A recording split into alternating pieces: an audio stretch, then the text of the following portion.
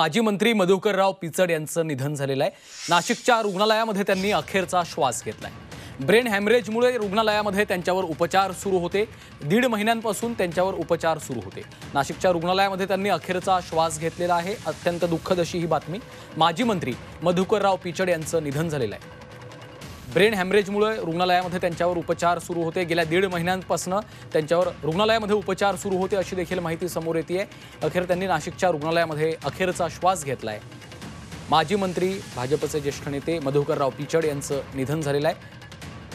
Brain हॅमरेजमुळे त्यांच्यावर रुग्णालयामध्ये उपचार सुरू होते। योगेश खरे आमचे प्रतिनिधी सध्या आपल्या सोबत आहेत। योगेश, अत्यंत दुःखद अशी ही बातमी, मधुकरराव पिचड यांचं निधन झालेलं आहे। नाशिकमधल्या एका रुग्णालयामध्ये त्यांच्यावर उपचार देखील सुरू होते। खरे मधुकर पिचड हे आदिवासी समाजाचे नेते होते। नगर जिल्ह्यातील अकोले मतदारसंघामध्ये गेल्या 30 वर्षापासून ते राजकारणामध्ये त्यांचे कुटुंबीय सक्रिय होते। त्यांचा मुलगा वैभव पिचड हा सुद्धा गेल्या काळामध्ये आमदार होता आणि एकूणच गेल्या 15 ऑक्टोबर पासून ते आपल्या तब्येतीने ग्रस्त होते। त्यांना ब्रेन स्ट्रोक आल्यानंतर त्यांना सातत्यानं उपचारासाठी नाशिकच्या या हॉस्पिटलमध्ये ऍडमिट करण्यात आलं होतं। मात्र अखेर आज हॉस्पिटलच्या डॉक्टरांनी त्यांच्या मृत्यूबद्दल एकूणच बुलेटिन काढून स्पष्ट केलंय। आपण जर बघितलं तर आदिवासी समाजातले एक मोठे नेते, ज्येष्ठ नेते आणि राष्ट्रवादीचे नेते म्हणून त्यांची ओळख होती। त्यानंतर ते भाजपमध्ये गेले होते आणि त्यानंतर पुन्हा शरद पवारांकडे त्यांनी संपर्क साधलेला होता आणि त्यातच त्यांना ब्रेन स्ट्रोक आल्यामुळे आज त्यांचे या ठिकाणी अकस्मात निधन झालंय। योगेश, आपण पाहतो वयोमानानुसार त्यांचं शरीर देखील उपचाराला प्रतिसाद देत नव्हतं। गेल्या 1.5 महिन्यांपासून त्यांच्यावर खरं तर उपचार सुरू होते आणि अखेर आता ब्रेन हॅमरेजमुळे, ब्रेन स्ट्रोकमुळे त्यांचं दुःखद निधन झालं।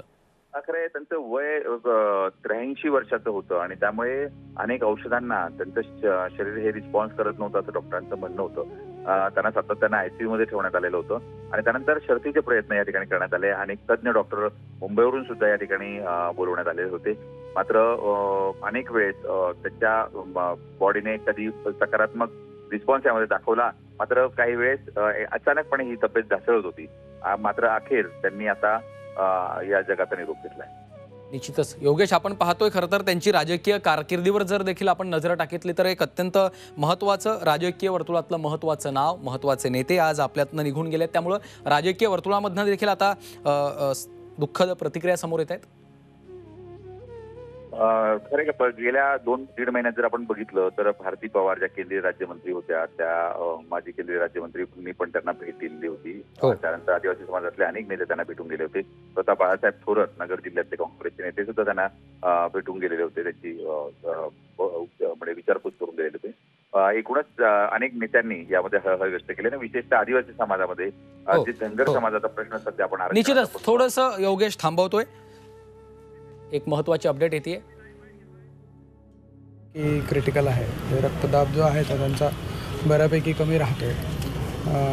खूप सारे औषधं देऊन सुद्धा रक्तदाबामध्ये फारशी सुधारणा काही होत नाही असं दिसतंय। एकंदरीत ओव्हरऑल कंडिशन बऱ्यापैकी क्रिटिकल आहे असंच मी म्हणू शकेल।